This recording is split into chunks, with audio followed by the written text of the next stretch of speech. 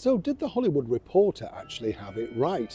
You know, the sort of thing I'm talking about, where apparently they accused her, that is of course the former royal known as Meghan Markle, Duchess of Sussex, former cable TV actress, as being a diva. Yes, Duchess diva, and a diva in high heels, demon boss, you name it.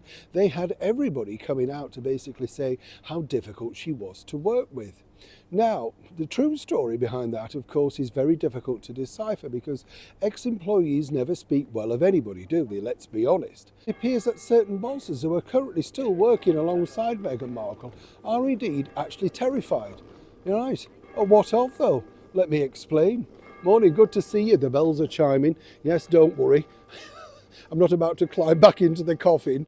I always think that though, don't you, when you see those bells or hear those bells, you expect sort of Vincent Price or Peter Cushing, Christopher Lee to emerge out that, these gates behind you and think suddenly we're here, we've come to take you back. You never know, do you? That's the trouble of watching too many late night horror films when you're growing up. And when you watch them now, tell me if you agree with me on this, I'd love to know.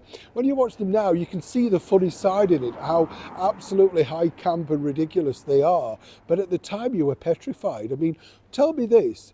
If Dracula's coming at the top of the stairs, right, why do you just stand there screaming in your nightie? Wouldn't you be looking for a way out? No, let's just stand there and wait for his fangs to plunge in. It's ridiculous, isn't it? It's a little bit like this particular royal story because, as I said, the Hollywood Reporter earlier this year basically decried that Meghan Markle was a diva, a duchess in high heels, all that sort of stuff, and apparently terrified staff, reduced grown men to tears, all of that sort of stuff. Well, there's not really necessarily some untruth in that. Let me explain. You see, as their deal with Netflix careers towards an inevitable end, one might suspect. I mean, I would think, and I'm just going to put this out there, the way I think this will end with Meghan and Harry is that they'll be suddenly too busy with their other projects and that they're still part of the Netflix family and they'll be welcomed back as and when they can squeeze in the time to make things that nobody wants to watch anymore. You get the picture. Now, moving forward, here's where it gets really interesting for me because I would surmise that this is now the bigger problem for Netflix. You see, remember a couple of years back they were flag waving about this particular project and apparently Harry and Meghan had bought this script. Remember, Meet Me at the Lake. Yes, written of course by the writer Carly Fortune and was going to be turned into an original Netflix series or drama, one-off, whatever you want to call it. It was going to be huge and they were going to be executive producers. Turned out then that in fact it was Netflix that had bought the script with an idea to lump on Harry and Meghan as exec producers. They thought that at this point that they were a selling point. Few years down the line, Pearl's been a disaster, Spotify not doing too well, and the constant barrage of negativity around their projects, you can understand exactly why Netflix are very, very nervous. Now, here's where again it gets really interesting because they want to push ahead with this, but they have this very difficult and as ever allegedly dilemma as to how they could extract Meghan and Harry away from this because clearly everything they put out there is just bashed to smithereens.